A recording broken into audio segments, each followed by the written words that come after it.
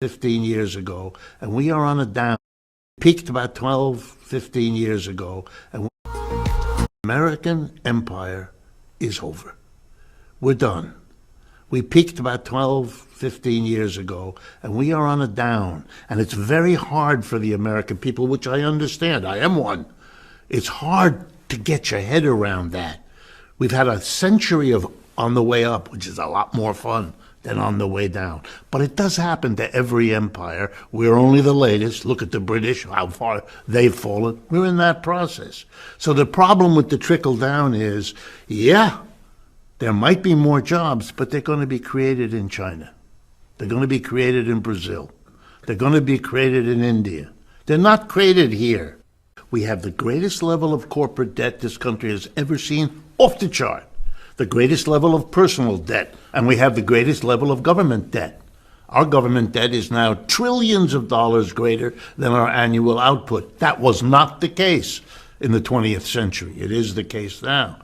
What you're seeing is desperation politics. The whole Trump phenomena ought to say to you, wait a minute, these jerky moves that are out of whack, right? In recent days, we have seen the decision of the Trump administration to kiss the war in Ukraine goodbye. We're not doing that no more because we can't afford it. We can't keep funding a war, which, by the way, the West is losing, as anybody who pays attention knows.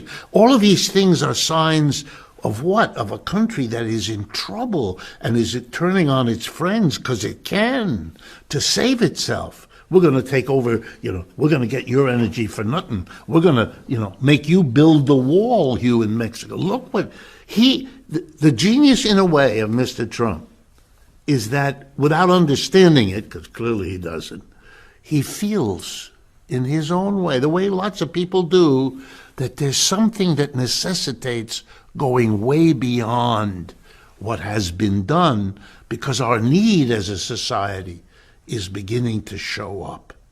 Look, let me give you a simple example.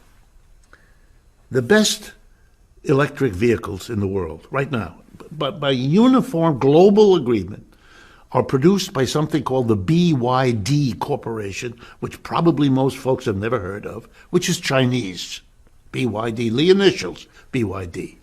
They make the best quality, cheapest electric car and truck. All right. You don't see them anywhere in the United States. Why not?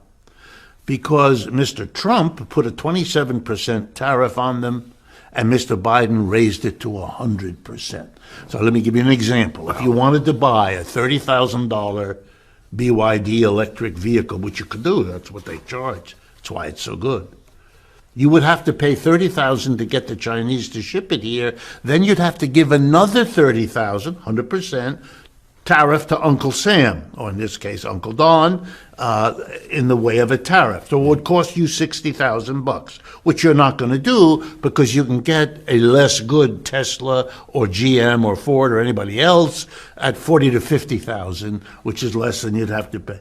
But here's the problem. I was going to say, because right now this sounds like a good plan to a lot of people. Trump has said, I'm going to do this not just to China, although he's going to double existing tariffs to China, obviously. Right. But Mexico, Canada, everybody. If we intensify the tariffs, the scenario you just painted will happen, and people will be forced to buy U.S. stuff. Right. Which then creates U.S. jobs, which again stimulates the economy. All right, let me be the economist. Okay, that's good for the Tesla company, which I'm sure is purely coincidental, and GM and Ford and the others. Good. And they'll maybe be able to hold on to some jobs. Good. But now let's follow the bouncing ball, because that's my job as an economist. Yeah.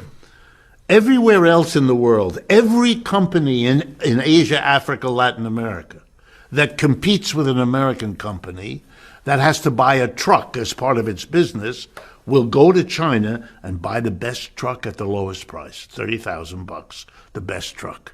No American company that competes with them will do that. And you know what that means? Those companies will be able to charge a lower price because they have better inputs than the American company, which doesn't. In the long run, that will lose Americans' jobs left and right as they're outcompeted by all the rest of the world that can go and buy and is buying BYD trucks. If you go to Europe right now and you go on the auto routes all over Europe, you'll see BYD cars and trucks. America is shooting itself in the foot. It may be great politics for Mr. Trump. I'm helping the auto companies and the workers. He'll go to Michigan and give us...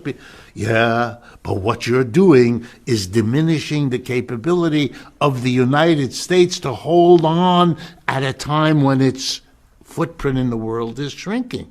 If you take the United States together with the other G7 countries, that used to be the dominant bloc of the world, right? The United States, let's just enumerate them so everybody knows. Canada, Japan, Germany, France, Italy, and Britain, okay? The G7, oh, and I'm going to add up all the GDP, gross domestic product, total output of goods and services of all of those 7 countries, U.S. and its major allies.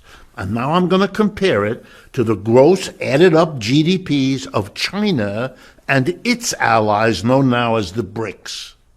Okay, you add up the United States, about 28% of world output. You add up China and the BRICS, it's 35% of the world output. We aren't the wealthiest bloc in the world. We're number 2. And that's new. And that changes everything. Every country in Asia, Africa, Latin America, trying to figure out who to go to borrow money from, who to go to cut a deal with, who to go to sell your exports, who to go to invest in your railroads. You know where they used to go? Washington, London, Paris, of course. Now they go there. But they go to India and Brazil. That's right. They go to Sao Paulo, New Delhi, Beijing, and they ask, can you give us a better deal? And here's the news I got to give you. They get the better deals. And they go that way. And that's not going to stop. And you can rattle your sabers all over the board. You put the 7th Fleet in the South China Sea. Isn't going to change that. You've got to come to terms with that, but we are led by people who don't want to do that because nobody wants to be the politician who has to explain to the people it's over.